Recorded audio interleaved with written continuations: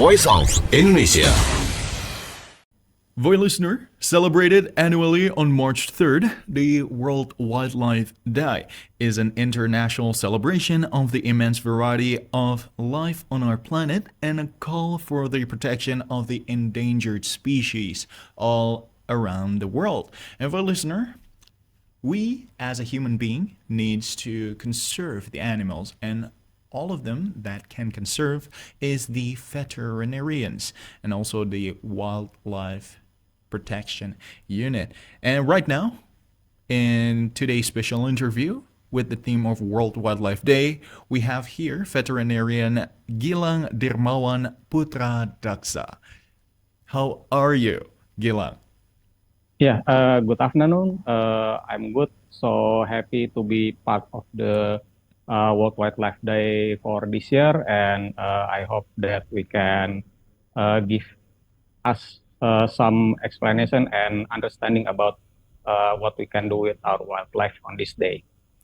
Okay, so Gilang, I would like to ask you the role of the veterinarian in the Wildlife Conservation Day is usually doing what? Is it like the health of the animal, conserving it, like giving it good diet for the animals to eat, or make sure that the health condition of the animals is preserved?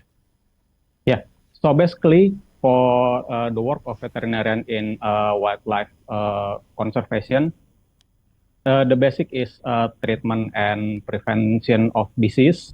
But then we also take roles in the traffic of the animals in the quarantine, so to ensure that no disease come to human or from human to the wildlife and etc. So the basic is treatment and prevention of disease from and to animals. Okay, Gilang. So, what animals do you usually taking care of as your time as a veterinarian here? So when I being a veterinarian, the animal that I take care, we have orangutan in Kalimantan and also sun bear in Oh, Kalimantan too. Yeah, sun bear. mostly primates. Oh, Yeah. is taking care of the animals that you usually taking care of, usually primates. Is there any challenges that you usually face when taking care of the animals there? Yeah, so it's a common challenge in wildlife medicine. The first of all, the lack of appropriate tools and medicine for wildlife, because even for small animal practice that is commercialized in not also Indonesia but in the world, we still face challenge about tools, diagnostic tools, and then also medicine, and it's quite multiplied in wildlife animals, not only because the initial difficulties, but also because in wildlife medicine, sometimes you have to treat them on the site. So if you have orangutan, you will have to treat them sometimes inside the forest and have no time to take them to clinic and treat them properly. So that's the challenge. Oh, so speaking of primates, does the metabolism of primate doesn't seem too far with human beings, because primate is the animals that is currently almost the same as us humans. Yeah. For the metabolism, I can say it's about the same. So we are mostly got help also from human doctor about medicine, dosing, and also other technique that usually we use in human to extrapolate into the primates. Okay. And what usually is the common diseases for the animals that is currently in the wildlife that you are Yeah, taking care of in the forest? yeah. For the most common disease is parasites. As I said before, there are disease that can goes from animals to human and vice versa. So usually it's parasite that comes from human that harm the animals. We also uh, have found the case of hepatitis Oh, and tuberculosis in orangutan. So mostly it's disease from human that cause harm to the wildlife animals because in the wilds they also got disease, but it's kind of self-limiting and not that endanger to them as a species. oh, so animals can also take diseases from humans like tuberculosis and the one that you mentioned before. Yeah, hepatitis. Yeah. Hepatitis, yeah. And how do you treat and diagnose the animals that have diseases like that? Do human doctors all also contribute in saving the animals also? Yeah. So since this disease is detected in humans, Hmm. we use methods that usually used in humans also for detection, like tuberculosis. We use acid staining, just like what we did in Indonesia in detecting the tuberculosis in human. Hmm. So acid staining and then radiography. And also, yeah, in hepatitis, we check the blood for looking for the virus and the count. Yeah, like that. Okay, so since animals can have diseases from humans, do animals have like stress levels that you as a veterinarian usually take care of? Like, how do they deal with stress? Do you ask them to play or stuff like that? Yep. To alleviate the stress on wildlife animals, we usually give them enrichment, which is we can say it toys. So when we feed them, we don't not only give them just the food, but we usually put them in some container like bamboo or balls, like something that they have to play and to explore Mm. to get the food. And also for animals like orangutan, we put branching area because they are arboreal species, mean that Mm. they live in above the trees, so they are swinging like Tarzan. So we need to accommodate that behavior to reduce their stress level.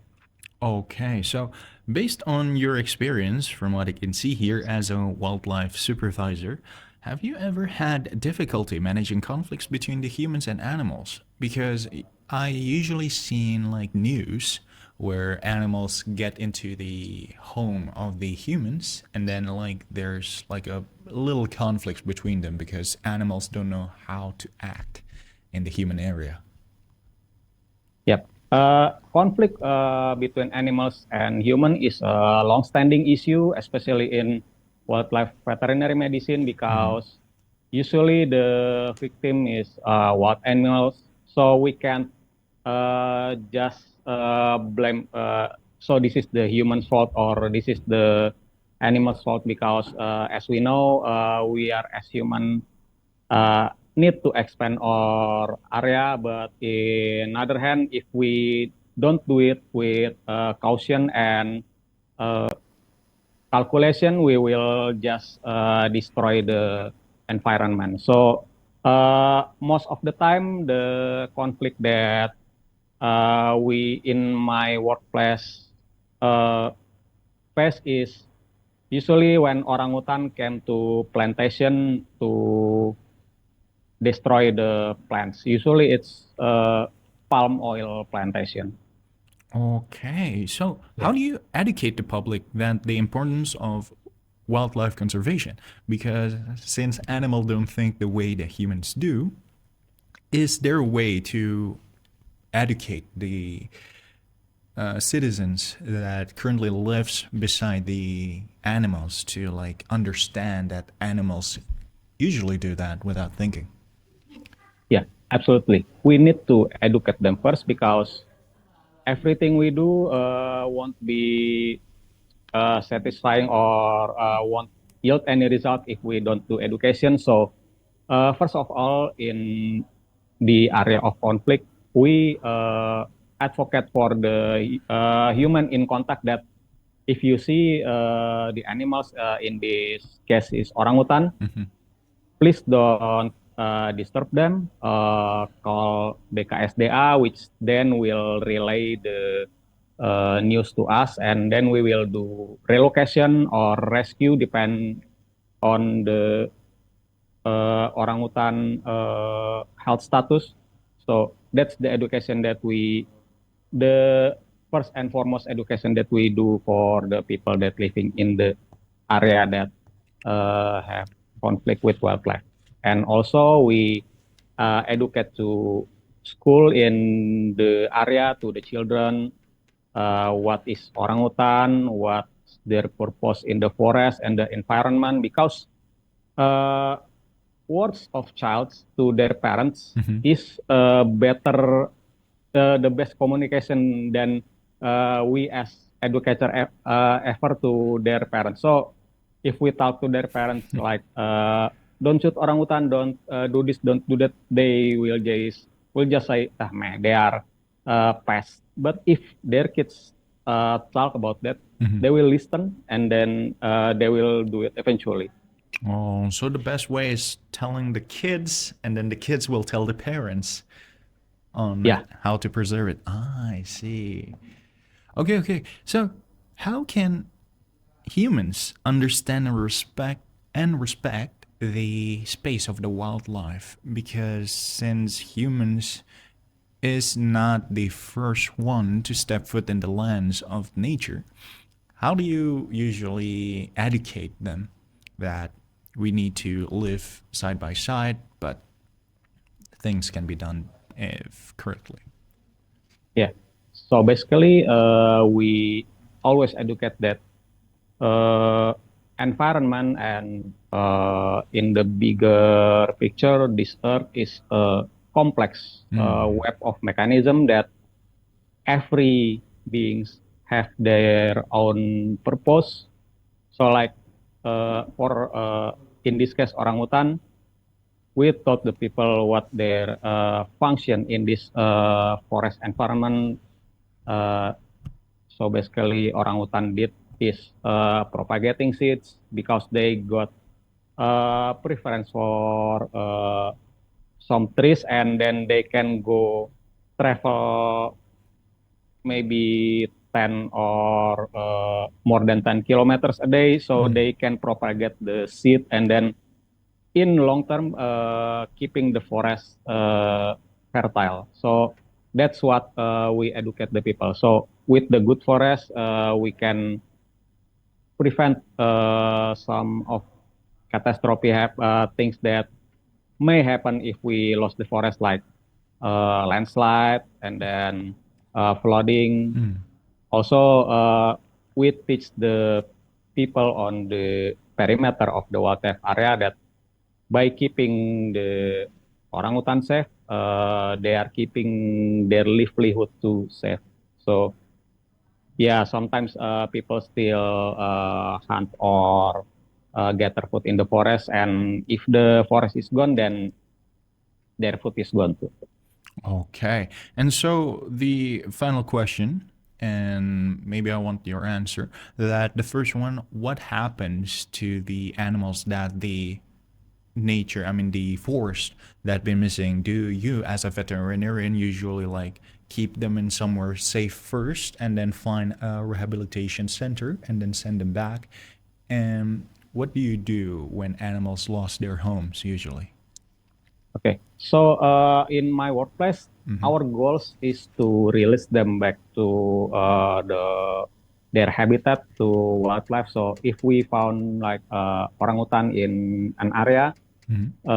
in a good condition, still very wild, and yeah, with minimal health problems, we usually just relocate them to other side of the forest that not in contact with human population, but if we found them in a malnourished state or just injured and a dangerous injury, we usually take them to our place and then treat them until they can fend for themselves and release them back in the wild.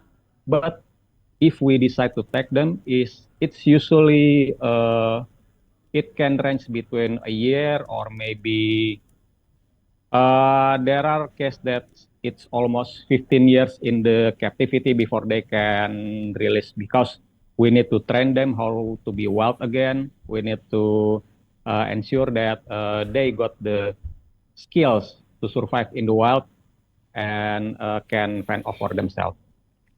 Okay. Thank you so much, Gilang, for your Yeah. time here interviewing with us. And for the listener, as we celebrate the World Wildlife Day, let's remember that protecting our planet's incredible biodiversity is a shared responsibility, and every action counts. So, whether it's conservation efforts, sustainable choices, or simply just raising awareness, it is necessary for all beings here in this planet, and let us continue making the difference. And also, for listener, thank you so much for tuning in this special interview in World Wildlife Day. And don't go anywhere, stay tuned with us in Voice of Indonesia, from Indonesia to the world. Voice of Indonesia.